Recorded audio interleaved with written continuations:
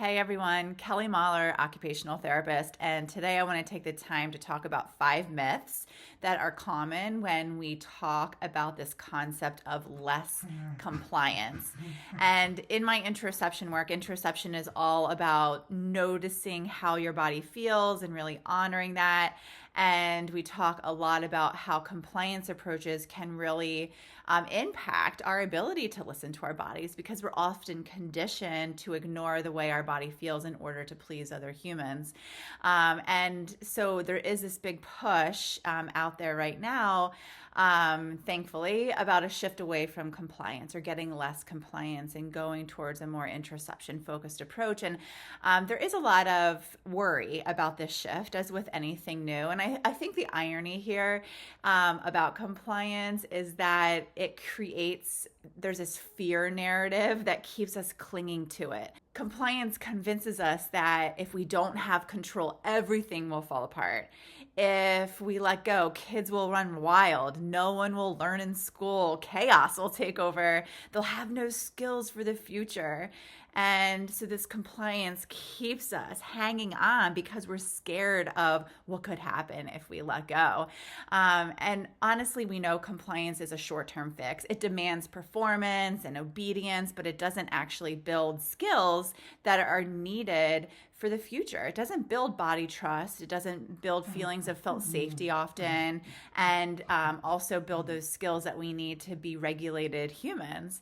And that's why more and more of us are beginning to really latch on to the shift and talk more about interoception and less compliance. But still, I just want to know that whenever I talk about this topic, I do hear a lot of pushback, misconceptions, myths out there about if we let go of compliance. So today I want to walk you through these common myths and talk about what less compliance really means. So myth number 1, less compliance creates chaos.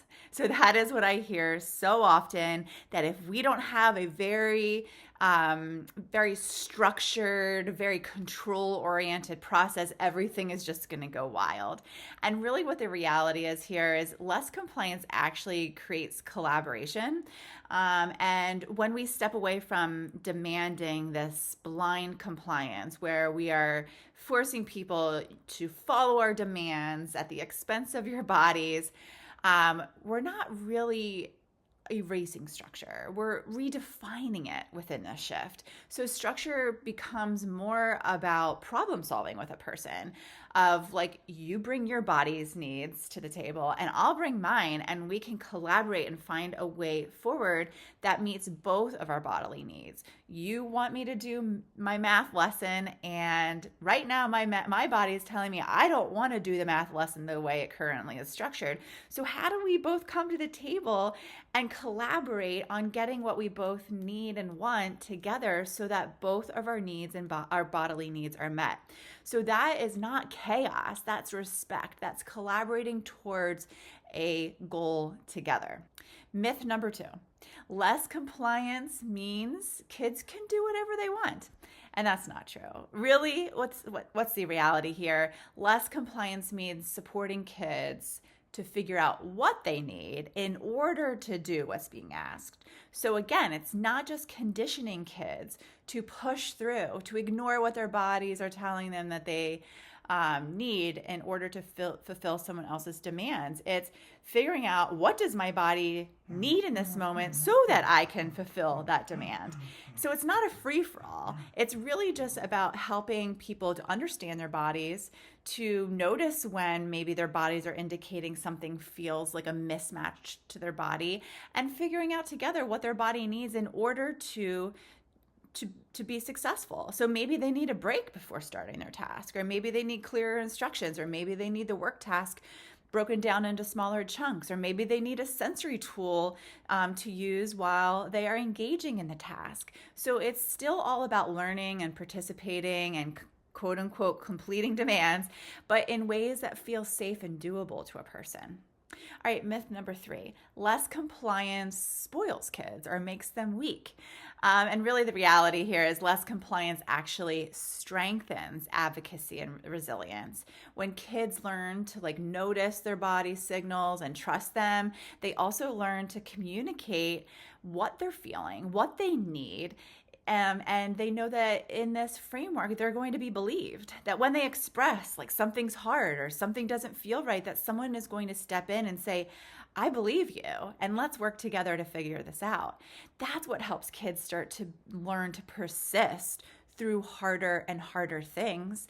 They learn about their body. They learn about what their body needs to get through hard things. That's not weakness. That's not fostering weakness like the myth might say. That's really building strength. That's building self-awareness, and that is building resilience.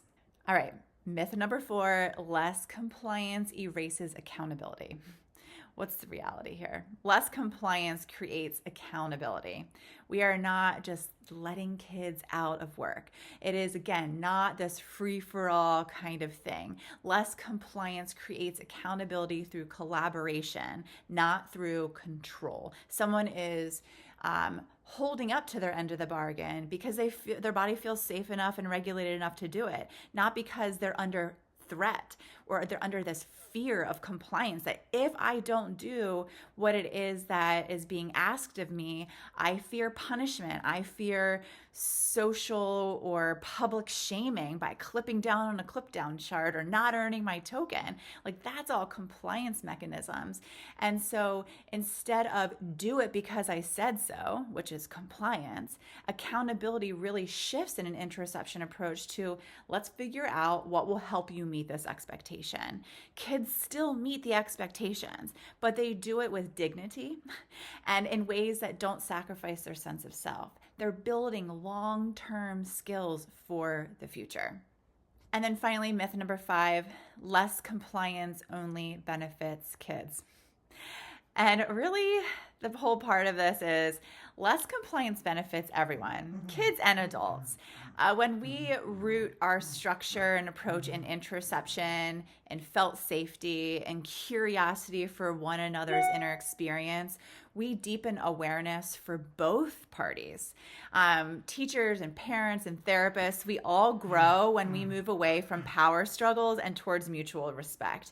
I know this was a really big shift for me when I first became a parent and when I first started working on this shift as a therapist of going away from my identity as how much control do I have in this situation, and if I have a lot of control and kids are doing what I say, my own kids or maybe the kids that I'm serving, if they're doing what I'm saying and they're following the routines and the rules, then that makes me a really great parent or that makes me a really great therapist. And really what I've come to realize is that when I move away, that got me into power struggles all the time. And when I move away from that power struggle and I work towards this sense of what do you need to be successful with me and what do I need to be successful with you, we all start learning about our own inner needs. So here's the truth. Less compliance isn't chaos. It's interoception in action. It's how we build felt safety. It's how we build human respect for each other and lasting skills that can go with us beyond childhood and into adulthood. It's not short-term obedience rooted in fear like compliance dictates, but it's really this long-term growth rooted in trust. Is this shift hard? Absolutely. For a lot of people it is, including myself. Is it needed? 100%. Now, we would love to hear from you. Which of these myths have you heard the most? Let us know in the comments below. Take care.